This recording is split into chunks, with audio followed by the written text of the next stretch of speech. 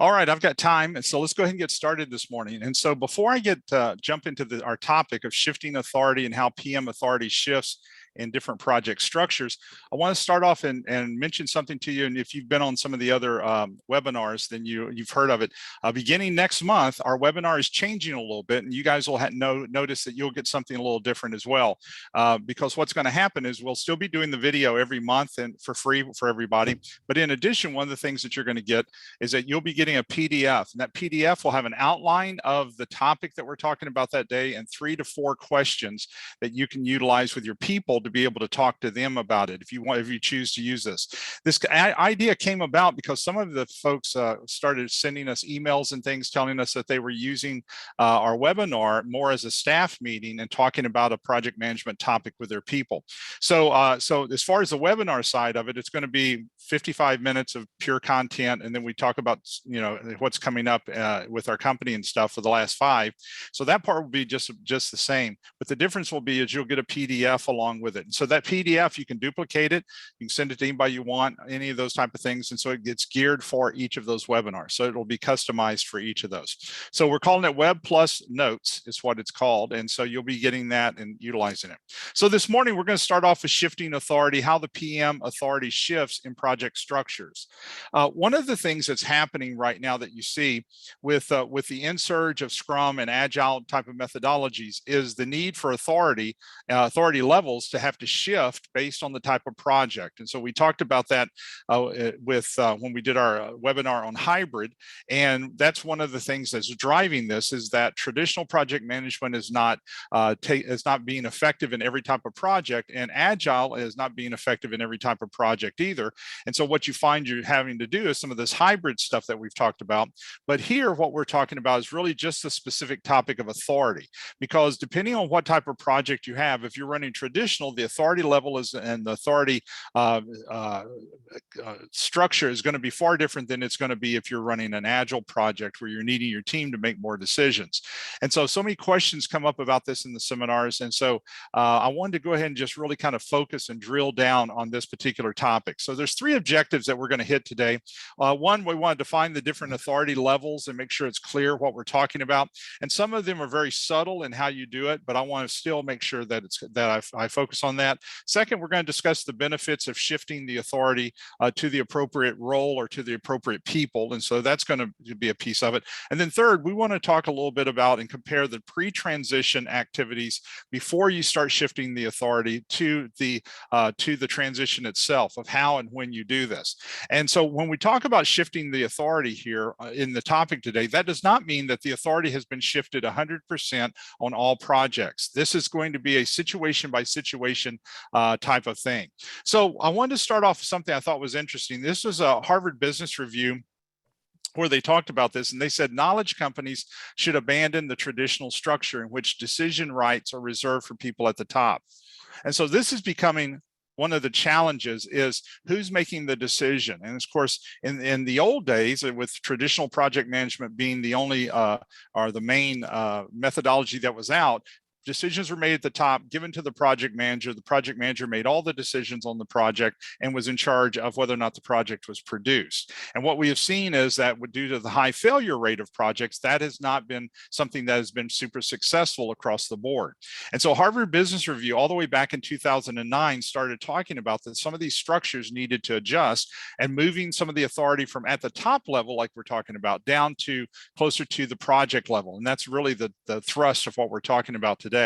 In 2018, according to a 2017 Gallup employee engagement survey, 33% of the U.S. employees are engaged. They felt like engaged on the job. 51% felt like they were disengaged, and 16% are actively disengaged. So actively disengaged means that they are even worse than those that are disengaged. Now, this would have been pre-COVID, and so we don't know what the emphasis would be right now. But the point was, you already saw that many of the employees were not being able able to be engaged. And so the theory that we're looking at here is, are they more engaged if they're making the decision? The second point that I thought was interesting is freedom-based companies, by contrast, can typically boast that more than 70% of their employees are engaged. And by freedom-based companies, what they meant is they gave freedom to the employees to be able to make as many decisions as possible about their work and about their products or whatever they were trying to do. And that about 70% of those people in those surveys said that they felt engaged. And of course, a lot of that was coming from making those decisions. Now, in 2020, this is Startup Magazine. And of course, this is a magazine that's connected to independent businesses. But I thought this was an interesting piece. Said it's widely known and accepted that the conventional power hierarchy has run its course. It's too slow, too centralized, and too disempowering to people. In a movement first populated by small service and technology companies with unconventional startup cultures, organizations started to adapt their way of working. Now, as the movement spreads, even large multinational corporations are exploring this new terrain, and some by hand-picking departments to prototype different ways of organizing. So this came out in 2020, and so this would have been just at the early stages of some of the pandemic, but I'm sure the research and the surveys and the writing of this probably were even pre-pandemic. But the point is, I think, is that we have to consider is that if that traditional system or that traditional hierarchy is on its way out for many organizations, and it will never be gone 100% because of government is going to use it, military is going to use it, and things of this nature, then we need to be people, especially those of you who have long work careers ahead, to be able to understand the structures that are there and when and how to utilize those structures. That's what you're looking at with being able to shift this. So let's begin with the idea of authority. Who has the authority to make the decision to spend the resources? So if we kind of focus on those two things, that kind of keeps it clean so we can understand what's happening. And so right now, in our project management experiences across the world, we have the manager, who is usually a functional manager if it's traditional, or the project manager, it could be, who has the authority to spend those resources and to be able to make those decisions. And then we also have a group which is known as a team, who's in some cases have that same authority. And of course, normally we have split the two by saying one is going to be traditional project management, traditional type of structure. One is going to be more agile, Scrum, those type of things on the team side. And some of that absolutely fits because both of them are built around different structures.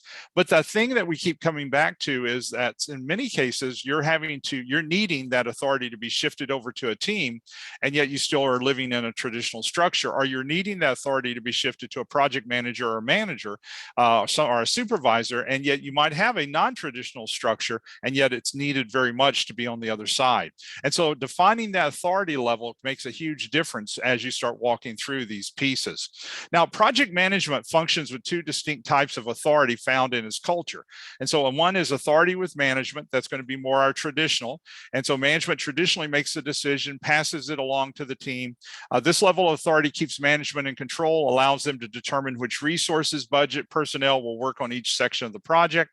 And so traditional project management, as you already know, we always refer to that as command and control type of project management.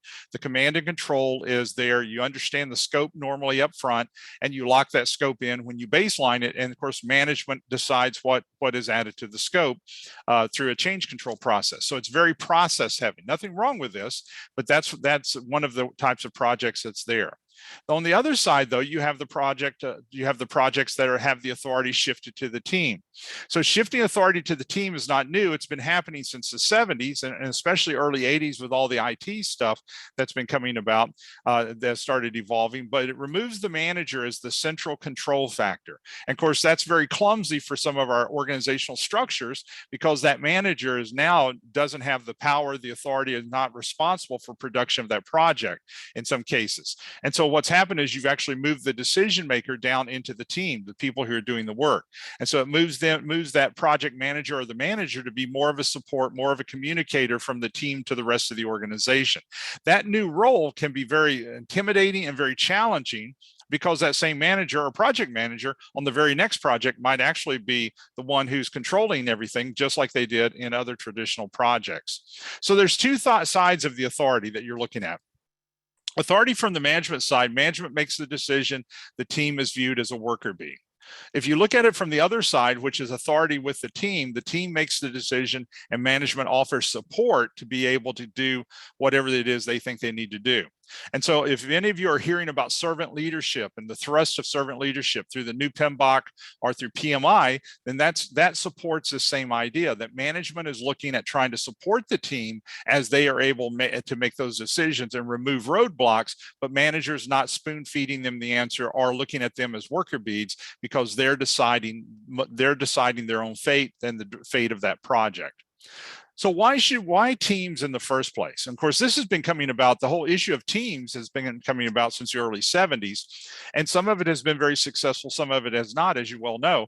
But organizations use teams to accomplish work for several reasons. One, it gives flexibility to changing initiatives. It allows specialization focus for projects and work efforts. It supports continuous improvement and expansion of new behaviors and new skills. It challenges the ideas and solutions by allowing others to see and hear about it earlier in the process. And so one of the reasons for teams is it also takes away from the project manager having to be all and know all, or the manager having to be all and know all. And so what happens is it allows that team who is doing the work and who has eyes on the challenges or the impediments or the work itself to be able to make a lot of those decisions. And most of those decisions are going to be excellent because, once again, they probably have the most experience with that particular piece. Now, it'd be different if it's a new employee. We're talking about seasoned team here is what we're really referring to. Teams create that family unit and atmosphere on the job. Teams fight against the idea of working alone and doing one small obscure piece of work without the concern of how it fits fits the greater goals of the project. And so a team is really going to be more tactical in their idea rather than strategic. And so the assumption is that management is still taking care of the strategic, and that this project is aligning with a program, which is aligning with a portfolio, which is aligning with the strategic plan. So they're going to be very tactical. And what do we need to do to get this project out the door? They're not really thinking about strategic goals. Everything else should have already been taken care of by management. But the teams fight that isolation felt by many people. Isolation is reducible even in dispersed teams who communicate virtually. And many of you, and I'm excited Dieter's on here because Dieter has probably done one of the best jobs of anybody virtually. And we actually, when I was in Washington, D.C. a couple of weeks ago, he actually brought up that concern of people being virtual and having that dead zone of where they might not feel engaged. And so one of the things I thought was cool, and I'm not trying to put Dieter on the spot, but one of the things I thought that was cool was he had checkup meetings. And so it wasn't a staff meeting, it was a checkup meeting. He was concerned about his staff. And I thought that was a cool idea. And so even though everybody was virtual, they would come together and they would just talk and kind of share a little bit about how they were doing that week and what was going on. Now they have enough meetings with other things to take care of the work, but this was strictly almost like how, hey, we care about each other. Is anybody having any trouble? So Dieter, I'm not trying to put you on the spot, but I am putting you on the spot too, buddy. So any insights that you want to give us on what you were thinking? Because I thought that was a great discussion we had in DC a couple of weeks ago. And so any insights that you would give to any of these guys who are probably in the same boat? Yeah. So, as everybody knows, when the pandemic started, nobody realized it would go for 2 years. And I was concerned about my people because I had a few people on staff as my direct reports and some of my support staff. So I had about 45 people that some of them lived alone. So I was really concerned personally to make sure that everybody was connected with somebody and through these meetings. And I got a lot of feedback indirectly that everybody really enjoyed having them because it gave them something to look forward to, especially at the very beginning of this, once a week. Excellent. Thank you, Dieter. Dieter's a program director for FAA. So that way, if you're wondering what frame of reference he was coming from government. So but the point is that idea of trying to stay connected with your team is obviously one of the high motivators, a very piece of it. Now, the other side of this that it comes down is who are your team members?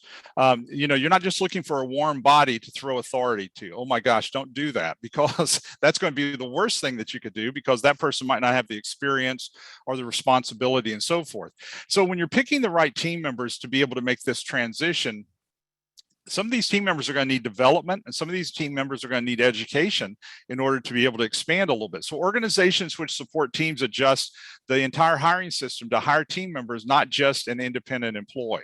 So it's not like the old days, just leave me alone, let me do my job, and when I finish, I'll hand it off and tell me what else you want me to do, and I'll do my job, and I'm a good worker, and it's all about me because I'm the one being productive. It's really of how do they blend with other team members. So hiring the right team members supports those questions and encouragement of the team in that hiring process. For this reason, many people have actually expanded to such a point to where they have actually brought the teams together to be part of the hiring process. Many of you probably do that in some of this. I know when Wanda taught years ago, one of the things she did when she was being hired at one of the schools here in St. Louis, she ended up being interviewed, and then the teams were part of that interviewing process. And so there were 2 positions open, and both teams were wanting her to be on their team because they felt like she would pull, she would mesh with the rest of the team. And so that's that team mindset that we have there. And some of us are on the business side or organizational side, we're playing a little catch up sometimes with some of that because we've hired more individually than we have from a team perspective. Some teams choose for themselves the new hire and support this employee by conducting the training themselves. And so that kind of bonds that team member in. And also employees must possess that openness to work and support team decisions rather than just their own. So I've got to be open to understanding what other people are wanting to do and their ideas or their approaches to something. And it might be something that's totally different than my approach, and that's okay. It's going to be something to where we can support and work together on something. It doesn't have to be that person's idea every time. Now, there's some benefits of shifting PM authority away from the project manager to the team. The first is it reduces the need for management to be part of small daily project decisions. Some of the Mickey Mouse stuff that many of you have been in classes with me and we've talked about, it's kind of frustrating because you find yourself as a project manager, you're making decisions and you're there to make decisions, but some of the decisions are just kind of silly Mickey Mouse stuff that really doesn't make a whole lot of difference to the project, but it's something that needs to be talked about. So having a team with the ability to where they can decide which direction they want to go can help in taking away some of that kind of silly stuff. Also, it speeds up the progress of the project, keeps the decisions within the team of experts. Now, the team of experts we're talking about here is your project team. So it allows them to be able to make the decision rather than ask permission.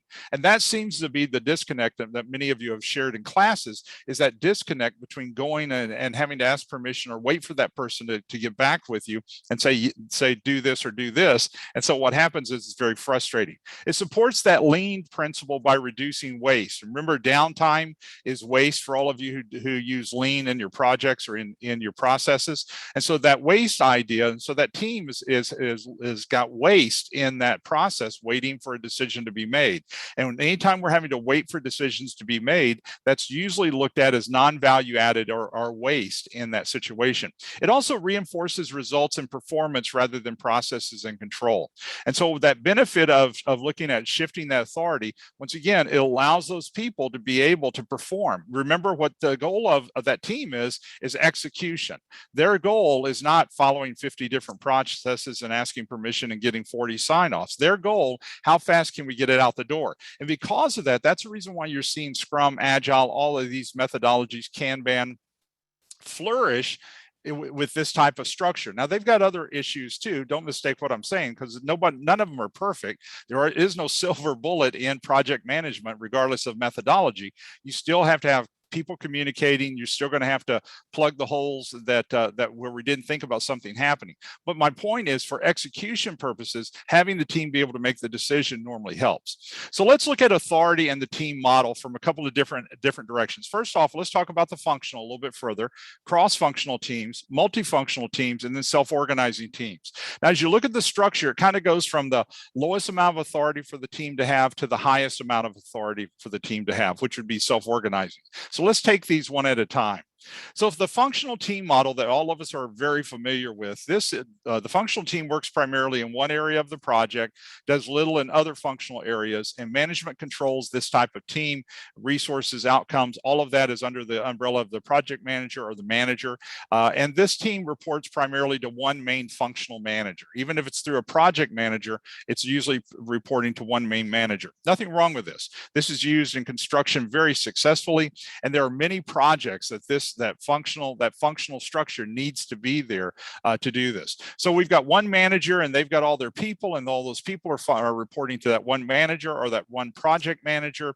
And so everybody is going to that project manager for authority approvals, any of those type of things. Very, very popular, been around for years. And so when we talk project management for traditional, this is absolutely components of what we have. The second one that made a transition in the 70s was a cross-functional team, and that cross-functional team has kind of evolved into many of our project teams even today with what we're doing. So cross-functional teams work on projects but come from various areas of the organization, different departments, different specializations. All of you have worked on these teams as well. So a cross-functional team each report to specific managers over their specialization, but they've come together for the purpose of execution and delivery of this project. So IT reports to an IT manager, your programs maybe report to a programming manager, your networking people or hardware people maybe report to someone else, your construction people are reporting to someone else. Very common for us to work with projects like this. Nothing wrong with this. This happens all the time. And so cross-functional teams focus only on their area of expertise, then they move to the next project, and they still focus on their area of expertise in the next project.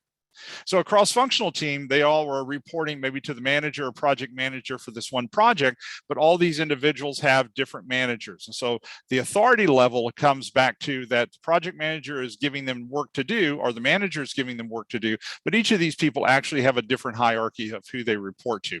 Nothing wrong, it can be very successful as well.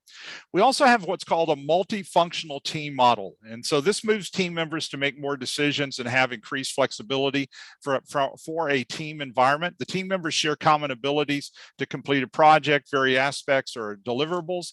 Multifunctional team members run the challenge with different levels of expertise in each area and knowledge of the work areas. So a multifunctional team comes together, but a multifunctional team, they're coming together from a lot of different areas. And so it's not as clear cut what the roles are. In some cases, you might have 2 or 3 people who are from the programming, and you might have only one person from networking, or you might have 2 people from construction, and yet one of the people is doing the exterior of building, yet the other is an expert more so on the interior of the building.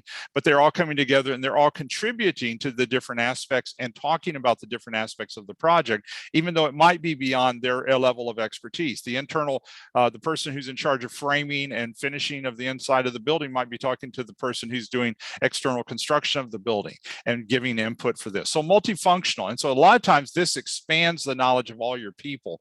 And that's one of the reasons why people want this in some cases. And then the highest functioning or the highest authority would be for a team would be self-organizing. This team calls almost 100% of their shots once the project has been approved. So self-organizing teams are common in Agile and Scrum because once again, they are running wide open for execution.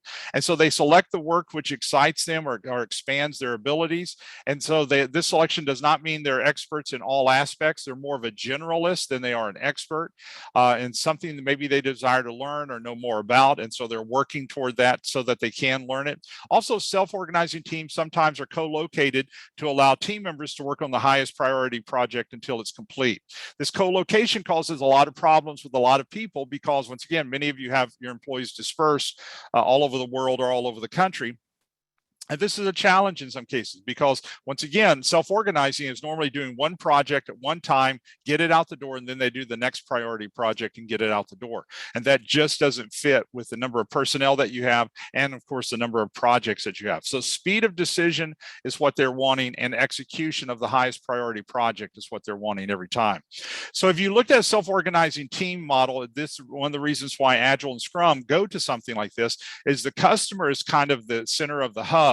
And the customer is working through that product owner in many cases who is re-ranking or refining all of the different features so that the team is working on the highest feature or the highest priority feature at all time. And the customer is happy with that because they're getting what they want sooner and in piecemeal throughout the time. But your team, the thing to keep in mind here is that normally they're co-located if they can be. Normally they're choosing their own work if they can. And then third, they're doing the highest priority project and working on one project at a time. And that's just not feasible for many of you in your projects. So some qualities of high performing self-directed teams is this is the highest level of a team because they're making the most of their decisions, solving their own problems, picking solutions for the project.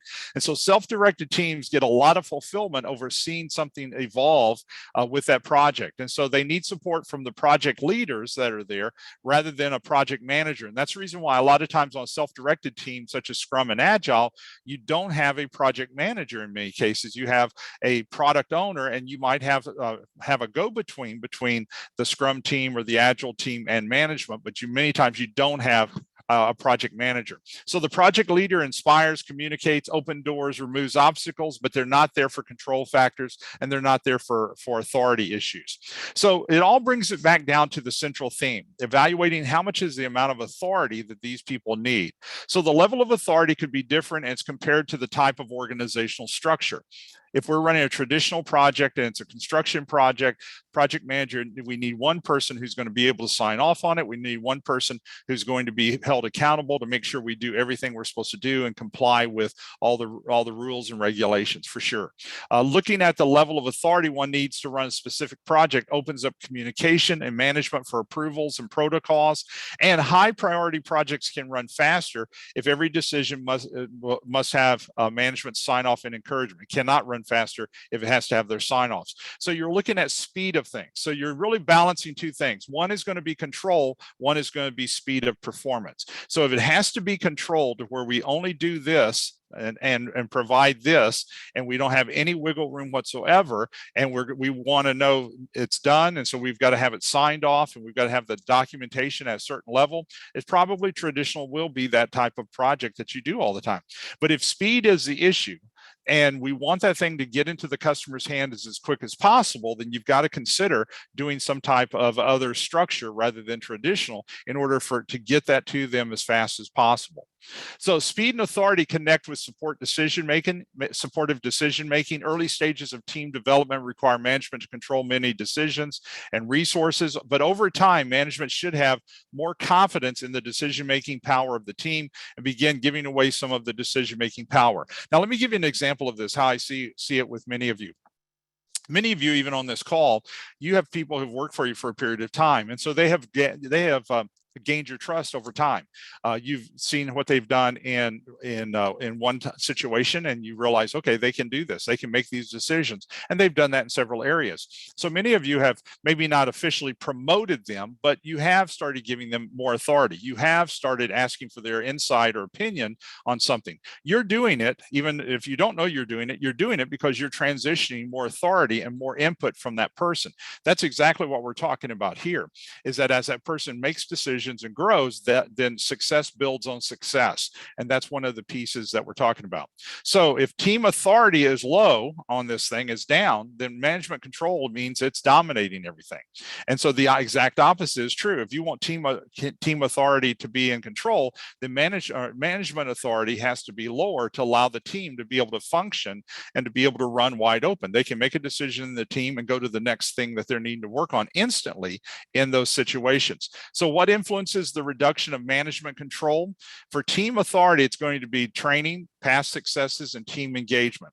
Management will feel stronger about those abilities if they've trained them, obviously, in the first place. But then as they start having success, we feel more comfortable. Why? Success breeds success. We see that they've been good over here, and we have more confidence they can do this, even if it's something they've never done before or we've never done before as an organization. And then, of course, team engagement. That team is engaged, and they figure it out. That's just part of who they are.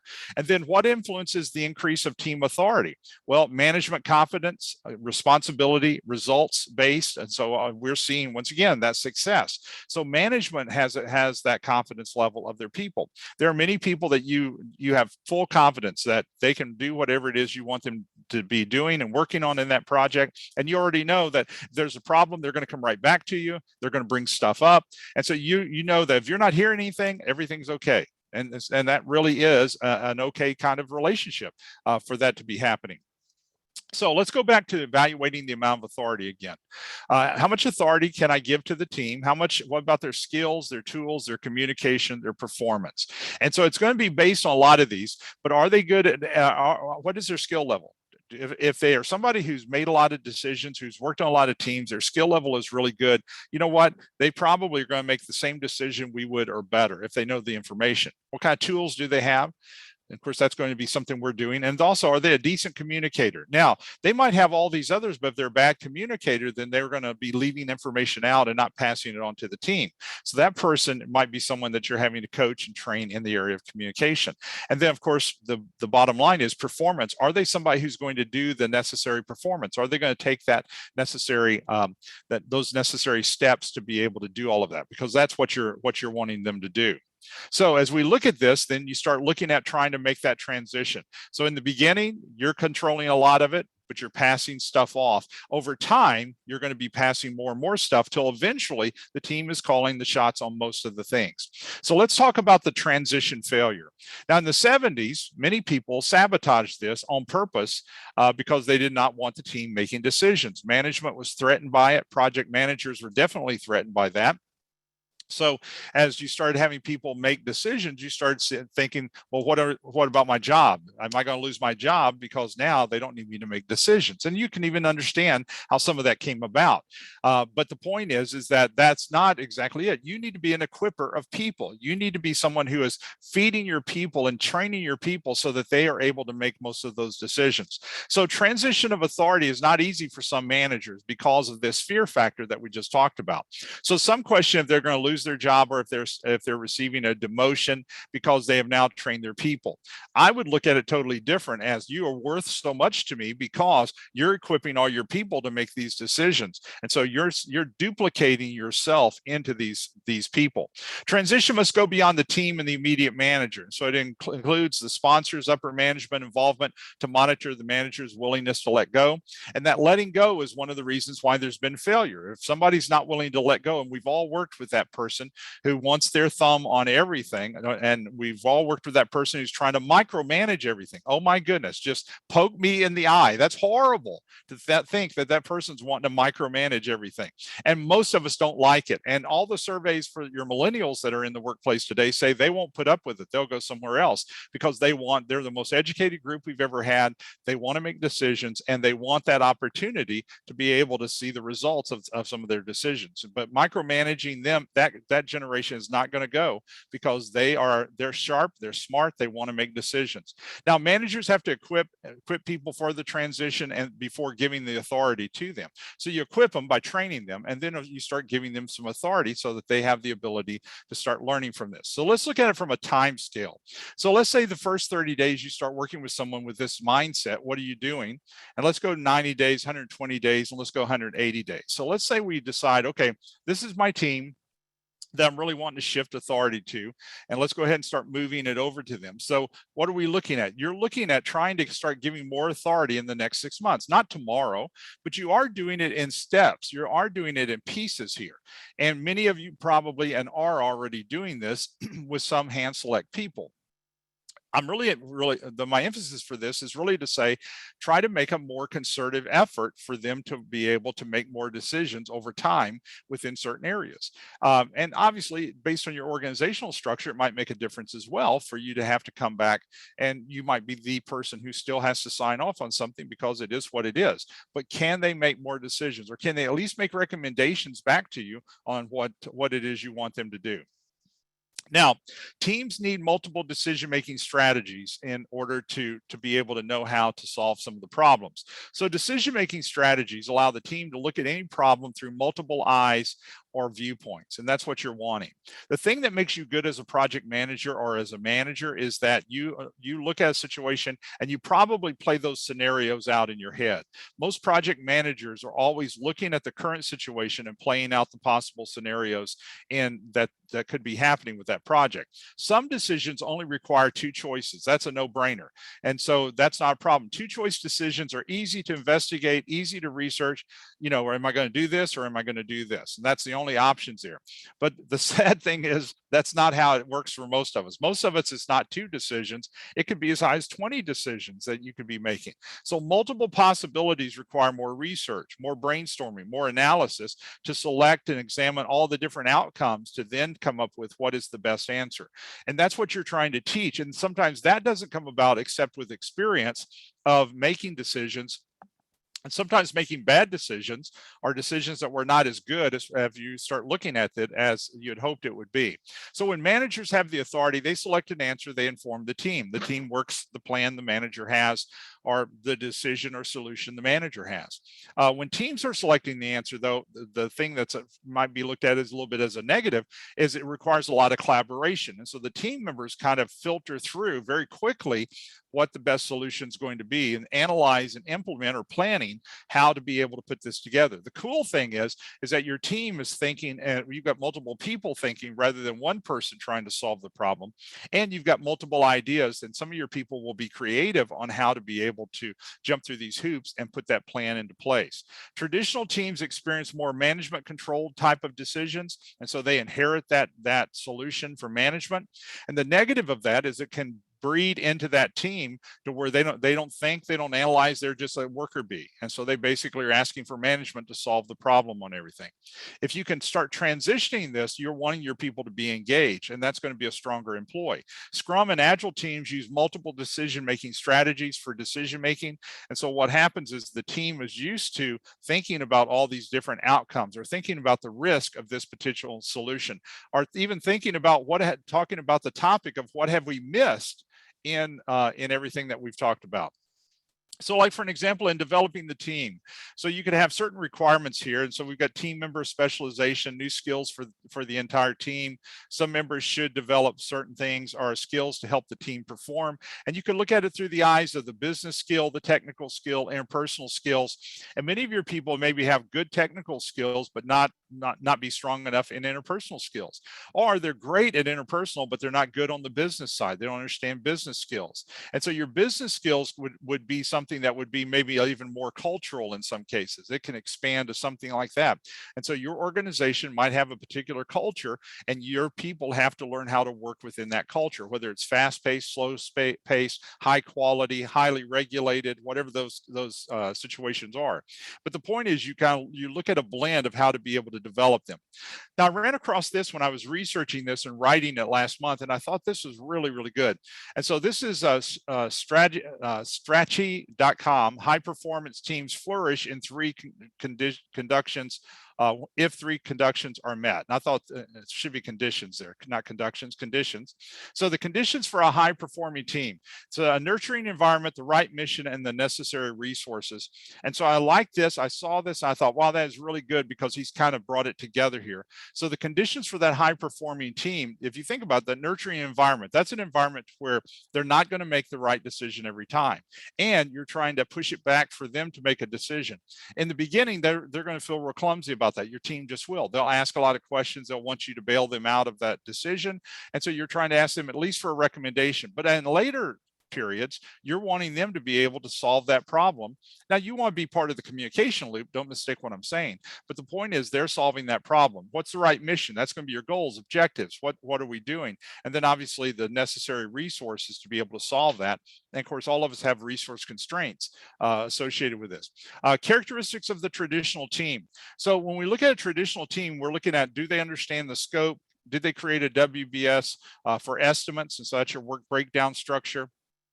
Did they follow guidelines for project policies that we have in place? Because remember, traditional team is going to be following that traditional command and control kind of thing. Did they establish quantitative measurements of performance so we know how the project's doing? That's going to be earned value, or any of the other type of metrics like this, schedule variance, cost variance. And also, do they communicate with the PM? So everything hinges on these. Nothing wrong with this. Many projects have been very successful following this. But the challenge is that we're not duplicating ourselves.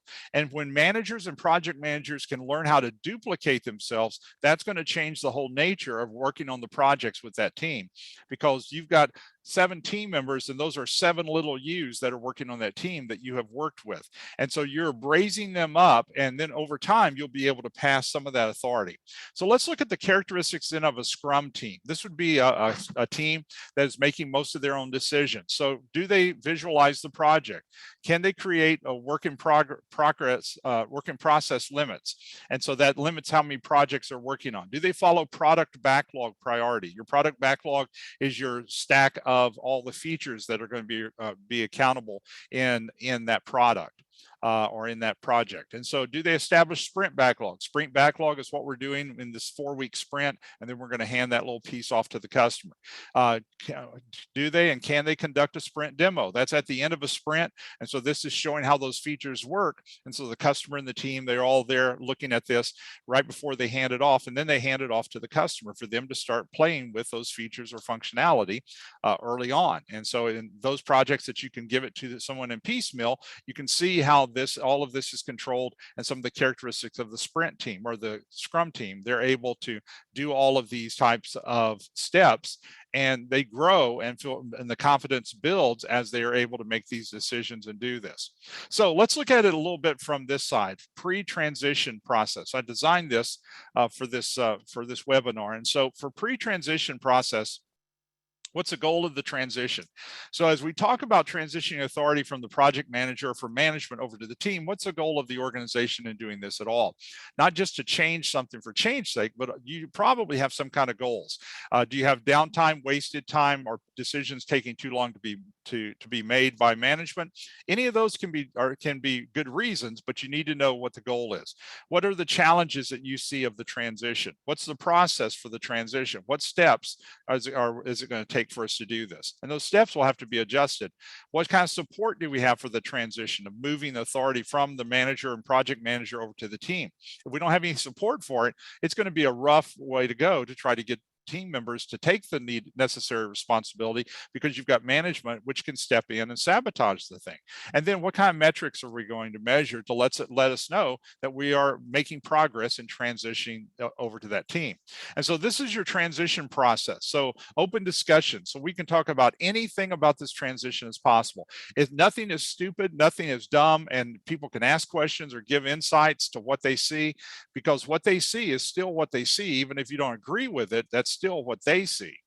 Team impediments. What kind of problems do we have with teams? One of those will be training, as you know, and one of those will be you probably have somebody who's great at working alone, not worth anything at working on a team, because that's just not their nature. And so you're going to have to consider, how are we going to work with something like this? What kind of training, communication? What are my transition steps? How long will it take for us to be able to transition some of this over to the team? And then do a retrospective on this. And as you start putting this together, what have I learned from what we've done? Because this process might be taking place in multiple places within that organization. And then, do we have support for this new culture? Now, many of you, what's going to happen is that you still have your old culture, and now you've got certain teams that are more self-organizing.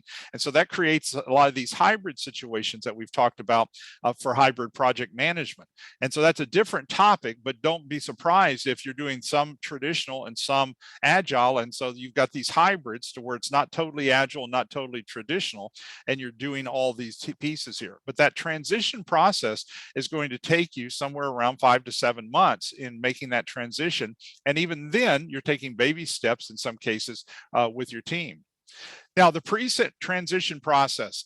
So you include steps prior to attempting to shift the authority from management to the team.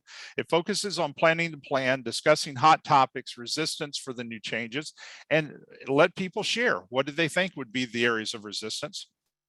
Create support for the change in the people and organizational culture, allows everyone to think through the best way to handle some of the disruptions. Sorry about that.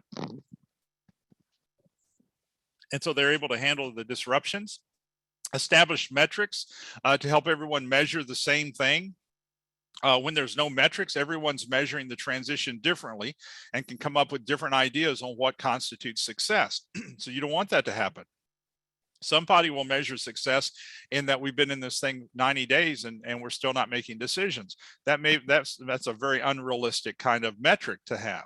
It will take probably 6 months before those decisions, baby decisions, are starting to be made, but any major decision is there. Also, audits can be helpful because it gives permission to management or the team to ask questions and to critically look at the current culture.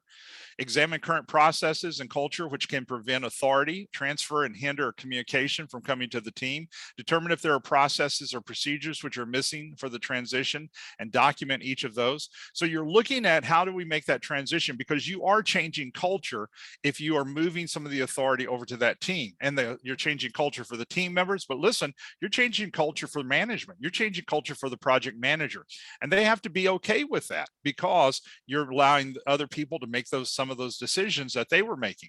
You're analyzing whether a transition team might be helpful for shifting the authority of the team over time. And it might be a 3-person transition team that works with everyone to at least get the first few areas shifted over. And then as this continues to evolve within the organization, you might not even need that team after that. Also, a transition team focuses on running the transition as smoothly as possible, creating workarounds if needed, because you're going to have some things you didn't think about. And so how do we solve that? And the workarounds would be removed in future transition efforts and replaced with a process, because this has happened in 2 of our other groups that we were shifting this over. So let's plan it in. We've learned it from a retrospective. And so now you've got procedures or steps that you can put into place and be able to prevent some of that from happening in the future. And then that retrospective we're talking about are lessons learned of the pilot that you've rolled out. And if you call it a pilot, that's going to be your best bet, because rolling it out as a pilot sounds temporary. And so it allows people to be able to look at it and scrutinize it and adjust it. And so nobody thinks it's perfect at that point, because it's a trial and error in some cases. So understand the transition changes the organizational culture. It takes time for the culture to begin changing and then become anchored over here in that new culture that you're trying to create. And so allowing the team to mature through the process, this is going to be a growth for them. It's going to be growth for management as well, because they're having to grow, allowing the team to make some of the decisions. And then team members and management do not have all the answers immediately.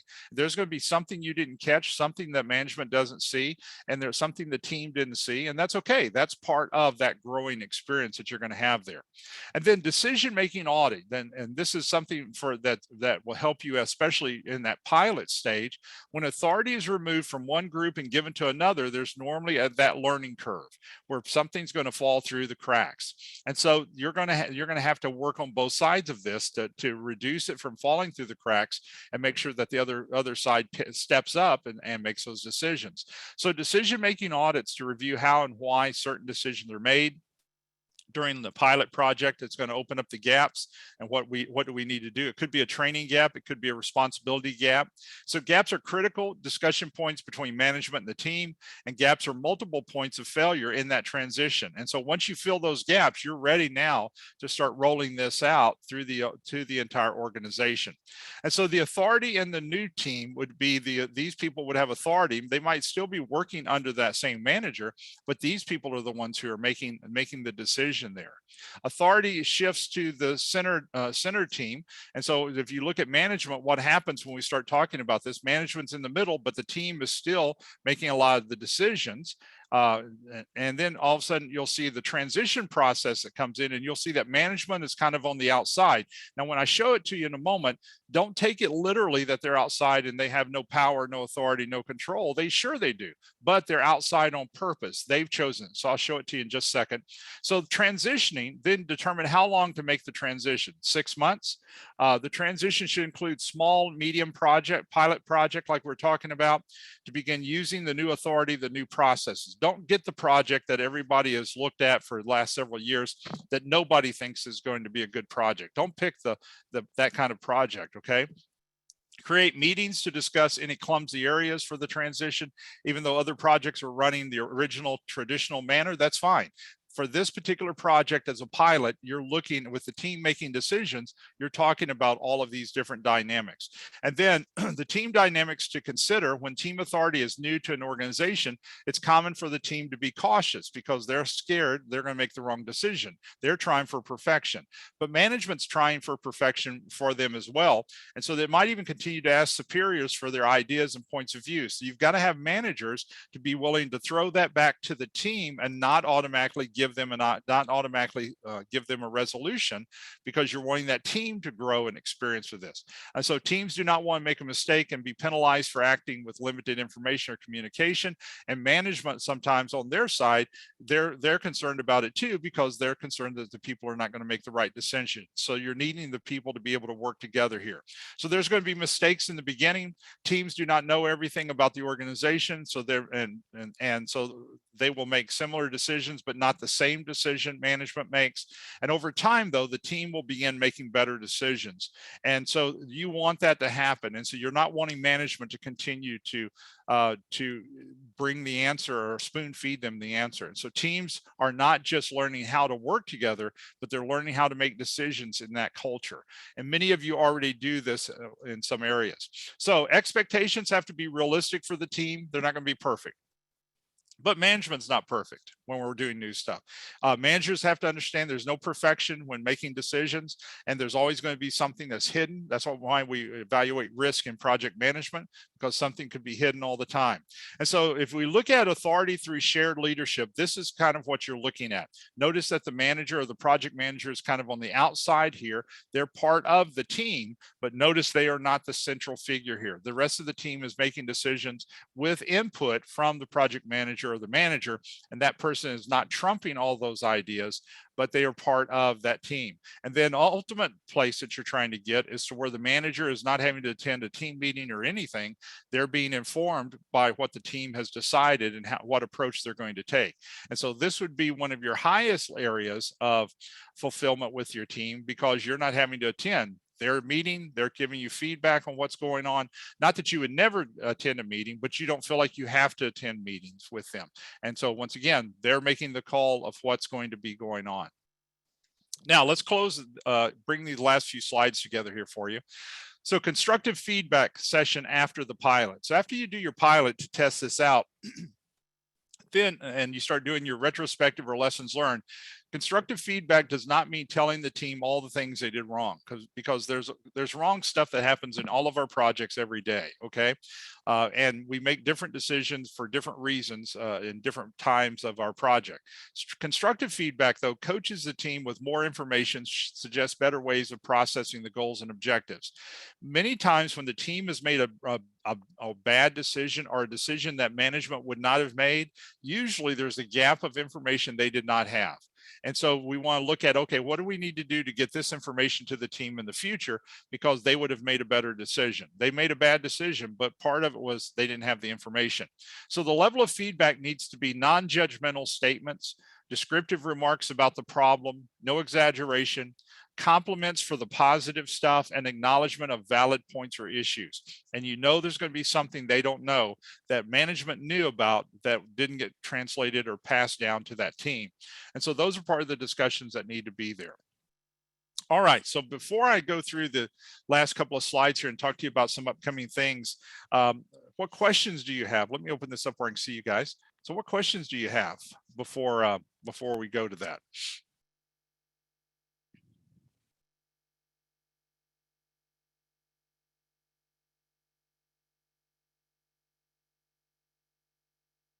Okay. All right. Let me go through the last couple of things here and just mention a couple of things for you. There we go. All right. So next month, we're going to be talking about the roles and responsibilities of the product owner. And so this is going to be through the eyes of Agile. So that's going to be our first webinar plus the notes. So you'll notice when you get the link, you'll get the notes with it. And then of course later, or I'm sorry, you'll get the link like normal, but after everything gets processed, If you've attended live, then and you don't want it, that's fine. But everyone that signs up for the webinar also gets the link after it processes. And what you'll notice, you'll get the link and you'll have a PDF with it. And so that will be the notes in case you're wanting any of your people to watch it. That's fine. All of these are registered for one PDU, and so that's so don't hesitate to plug this in as a PDU at the end of any of these sessions, and so that will work for you. But the point is, you'll have notes with it for discussion and outline to be able to do this. In September, we're going to be doing roles of and responsibilities of the Scrum Master. So we're sticking with that same theme for a second month to kind of separate these. Many people have got these confused, and a lot of times they put a project manager in that position. And so we're going to talk about those two in particular for that. Mastermind group. Many of you have participated in the Mastermind group. We have a PMP Mastermind Group. These are for people who have not gotten their PMP. It's free. It's a week long. They have about 5 hours of work that they will do during that week. And so what they do is they sign in each day. They'll have a video to watch. They'll have discussion boards, and they're looking at filling out their application and trying to get all of their information ready to be able to submit to PMI.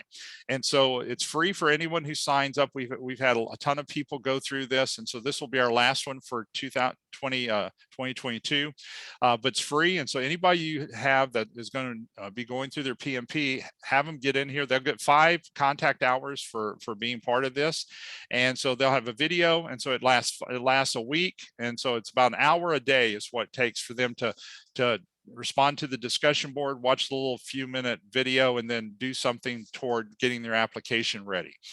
So the whole purpose of this is all the stuff that those of you who have a PMP, you know how clumsy it was for all of us to have to figure out how does it need to sound, how does our experience need to sound in the documentation and all of this stuff. What do they take? What do they not take? And so all of that's explained in this free class.